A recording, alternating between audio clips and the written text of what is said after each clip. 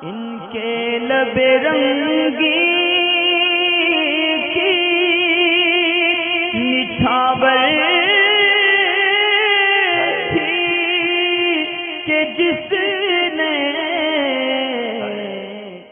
नमाज़ मगरिब के बारे में कि जैसे तीसरी रकात चल रही होती है तो ऐसी सूरत में अगर 2 रकात किसी की निकल गई तो ये पूछते हैं कि तीसरी रकात अगर में शामिल हुए तो फिर नमाज को किस तरह मुकम्मल करेंगे। इसमें दरअसल मसला ये है कि इसमें तीनों रकातों के अंदर कादा होता है, तो ये थोड़ी आवाम को डिस्टर्ब करती है ये चीज़ मसाइल के एतबार से। तो इसमें कायदा ये याद रखें कि फ़र्ज़ की हर दूसरी पे कादा करना वाजिब होता है, लिहाजा फ़र्ज़ नमाज में अगर एक आपने खड़े होकर पढ़ी तो दूसरी में आपको बैठना है। तो इस तरीके से आप अंदाज़ा लगा लेंगे एक के बाद दूसरी एक के बाद दूसरी में हमेशा आपको बैठना है। अब आपने एक अपने साथ पढ़ी हो या इमाम के साथ पढ़ी हो, मगर दूसरी रकात में आपको बैठना ही होगा। मगरिब की नमाज का मसला ये है कि जैसे कोई शख्स तीसरी में शामिल हुआ, इमाम साहब दो रकात पढ़ा चुके हैं, तो तीसरी रकात में शामिल होने के बाद जब वो तीसरी रकात पढ़ेगा तो ये इसके हक़ में पहली रकात होगी।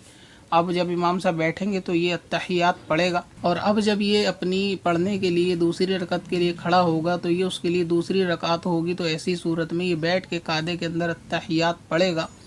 तो क्योंकि पहली रकात में जब आखिरी में ये शामिल हुआ था तो इमाम साहब के साथ भी बैठा था, इसने वहाँ पे भी कादे में अत्तहियात पढ़ा। उसके बाद अब ये दूसरी में अब ये खड़ा होगा तो ये दूसरी रकात होगी। तो क्योंकि फ़र्ज़ की दूसरी में बैठना वाजिब है, कंटिन्यू नहीं पढ़ सकते, तो ऐसी सूरत में ये बैठकर फिर कादा करेगा और कादे के बाद फिर ये आखिरी रकात पढ़ेगा तो अपनी सलाम फेरने के लिए बैठेगा।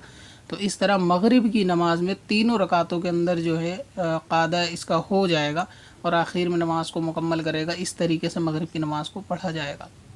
अब ये जो दूसरी यानी दोनों रकातें हैं, अब लोग पूछते हैं इसमें किरत करने का मसला, तो इसमें दोनों में इसको किरत जो है वो करनी पड़ेगी।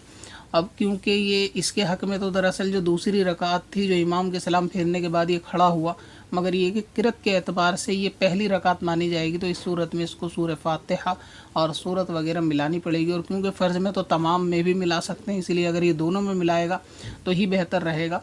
और ये कि आखिरी कादा आखिर के अंदर बैठ के दरूद पाक पढ़ेगा, बाकी के अंदर कादा आखिर के अंदर ये दरूद पाक नहीं पढ़ेगा। तहियात के बाद सिर्फ खड़ा हो जाएगा और उसके बाद अपनी मुकम्मल नमाज पढ़ेगा। इस तरह ये मगरिब की 3 रकातों को पूरा कर सकता है। पत्थर में हसन लाले पुरनवार